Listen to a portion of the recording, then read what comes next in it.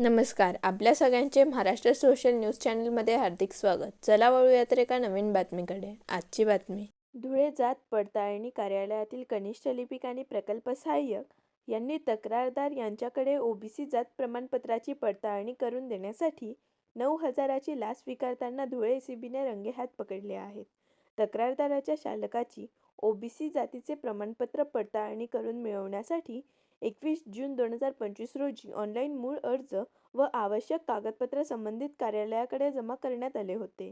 तक्रारदाराने प्रमाणपत्र मिळवण्यासाठी वेळोवेळी पाठपुरावा केला. मात्र प्रकल्प सहाय्यक इम्रान अन्सारी यांनी जात पडताळणीचे काम करून देण्यासाठी 12,000ची लाच मागून सुरुवातीला 3,000 रुपये फोनपेद्वारे स्वीकारले.